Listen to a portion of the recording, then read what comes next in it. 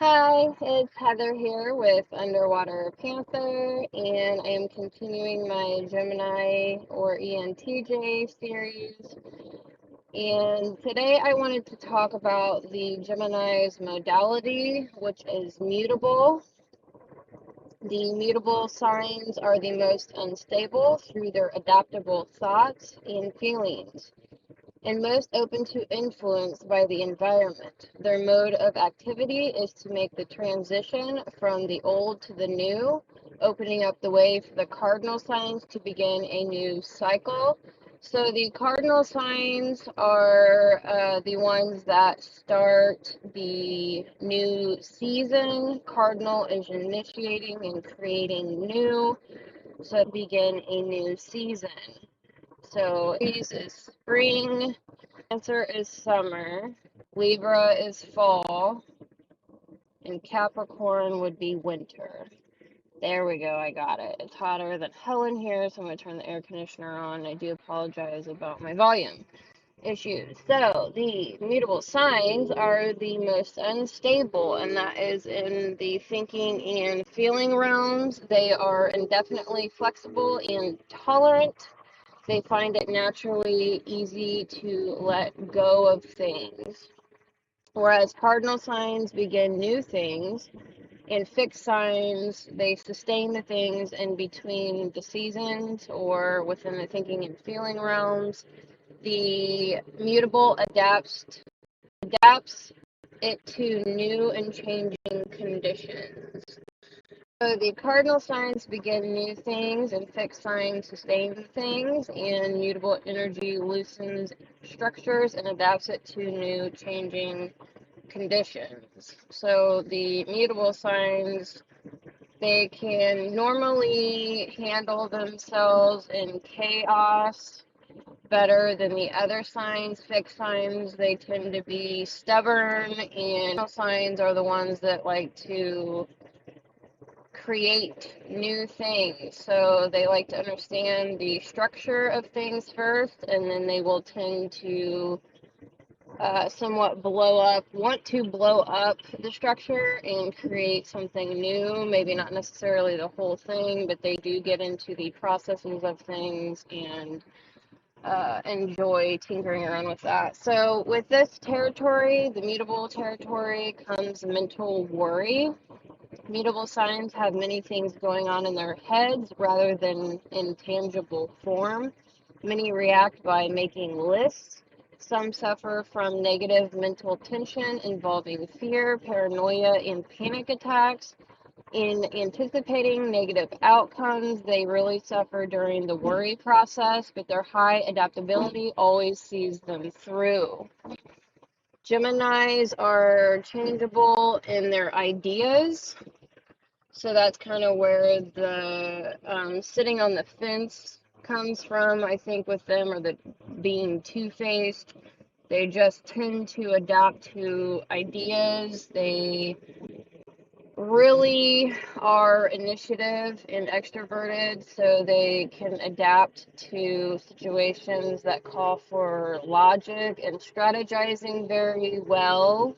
And even in the physical environment with, mechanically, I should say. So intellectually and mechanically, Geminis really do dominate from the ground up within all things. They can see the bigger picture and they can zoom into the details, and they're actually very quick in that process.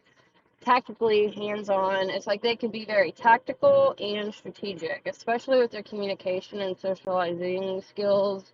It just fascinates me. Like, I actually have a team leader right now where I work at. He's a Gemini, and I was with a Gemini for many, many years romantically, and I am just will forever be blown away by how Geminis are just top dog or whatever when it comes to all realms. I mean, they just really do dominate. Virgos, they are dominated by their environment. Virgos are dominated by their environment.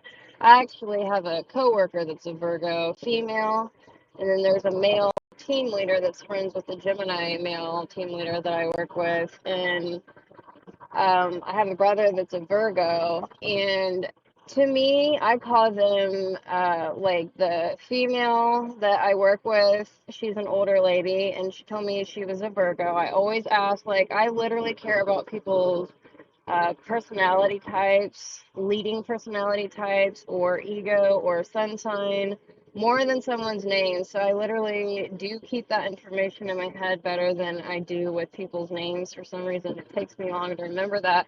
But I actually today had a conversation with the Gemini and the Virgo.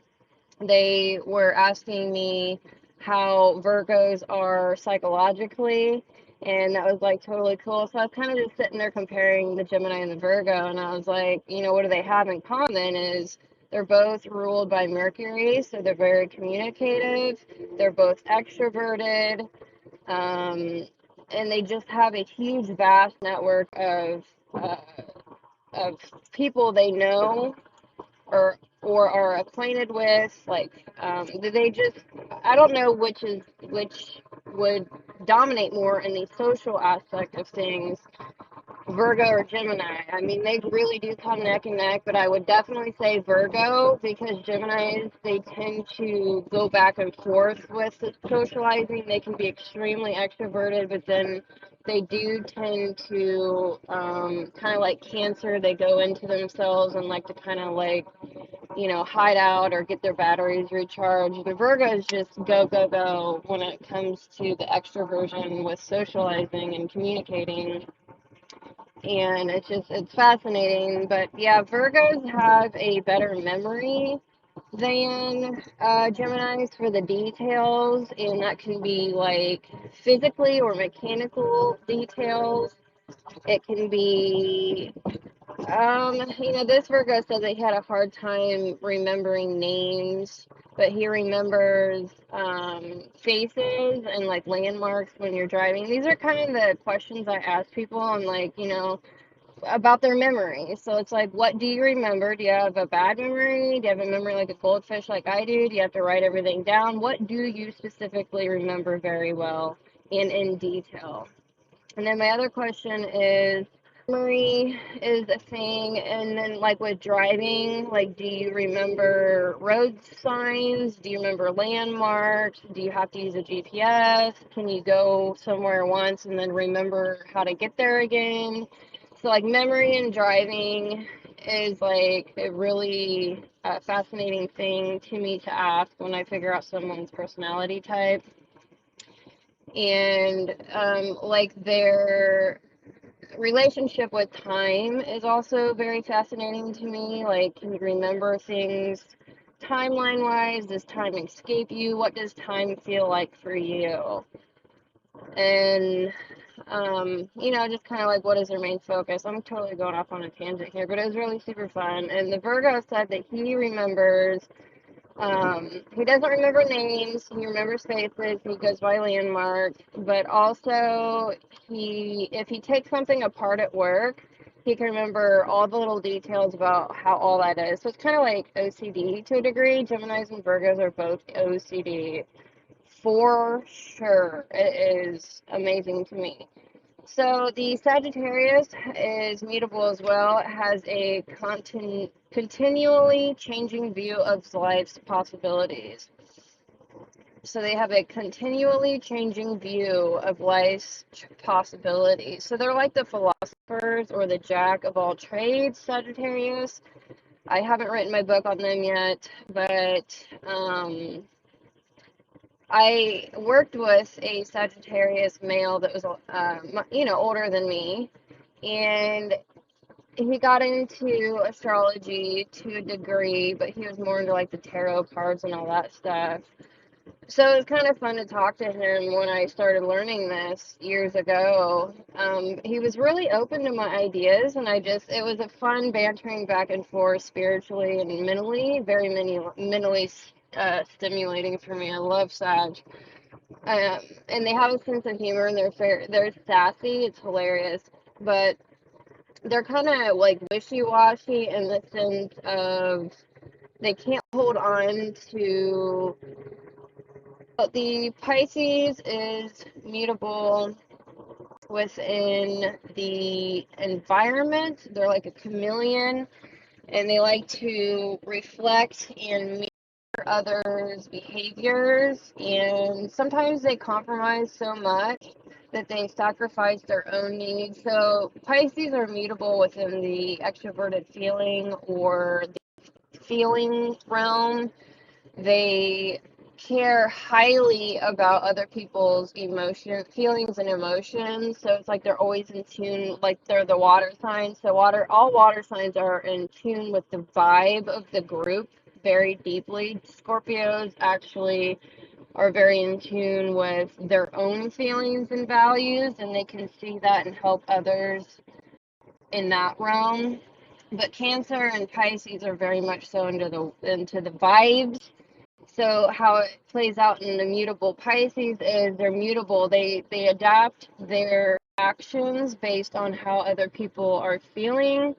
So it's like the empath thing, and they want harmony, like especially within a group. They just want harmony. They want everything to be peaceful, and everyone needs to know their role, and then are they fulfilling that role? So they base decisions on that within their ego and their actions. Okay, so Gemini is mutable air. They're adaptable, changeable, and fluid to others' ways of thinking and communication. It is what drives me nuts about Gemini. And a Gemini would say what drives them nuts about me is the feeling realm, and what drives me nuts about them is their thinking realm. So psychologically, the cognitive functions play an important role to understand the bigger picture, not just with astrology, but I'm tying on psychology here. So, because the mutable, what takes over Gemini mutable is they're within the thinking realm, but their thinking is extroverted thinking, and a Pisces is introverted thinking. So the introverted functions are like source functions. They're like a Pisces is responsive when it comes to communicating. So it's like I want other people to come to me, and I won't be all preachy and get in other people's face. That's something Sagittarius can do. They can like get in other people's face. They're more extroverted than Pisces, so they can try to push out, oh, this is my belief, and you should do this with your life to a degree. So they can do that. But Geminis, they are all in the thinking and the air and the intelligence. They're intellectual, so it's like they're trying to push. They're not only like trying to gather information extrovertedly through communicating, and exploring or whatever physically. They're also trying to push out their thoughts, so it's like it comes out as controlling and bossy. It's like, I know this, you do that. But then with Pisces, is they're within the feeling realm, so they're kind of trying to, they push out, or they're focused on the feelings and the vibes, like I was saying. But it's like they can single out, like say there's a group of people and there's one person that is having some type of issue, and the Pisces is aware of that. So it's like they go to that person, they're like, what's wrong? You're bringing the whole group down, so they kind of will single out someone that's being individualized or being an individual, like who they are, rather than focusing on the group. So it's like a Pisces will go over and they can like single them out, and they kind of feel responsible for people and how they feel. Like Pisces absolutely don't know how they themselves feel. And this can be true with Gemini too. Like the FI inferior is what Gemini has, and they can be top notch with understanding their own values and who they are. But in the same breath, they're making decisions based on logic rather than, they will take shortcuts or go the cheaper route because of efficiency and time and saving money. A Pisces, they base their decisions on how people are feeling, so it's like they're also not in tune at all with how they really feel. And that can be a real problem because it's like they feel so freaking responsible for how other people feel. They're easily guilted. Pisces are probably the easiest guilted. Just someone guilting them into doing things. That's like their greatest weakness. And like there's a Facebook post today and it was like, how can I not feel, I'm an empath, how can I not feel what other people are going through, or how do I turn that off? And my comment and suggestion is to just flip the mental switch and say other people, how they feel is not any of my business. It's like not my business, but it's also not my responsibility and it's not my fault. So just flip a switch and realize, like I don't have to be a doormat and work harder than I should because of how someone else is feeling. So that's just, a little shindig on the mutable signs and comparing and contrasting. And I hope you enjoyed the video, and I'll see you tomorrow.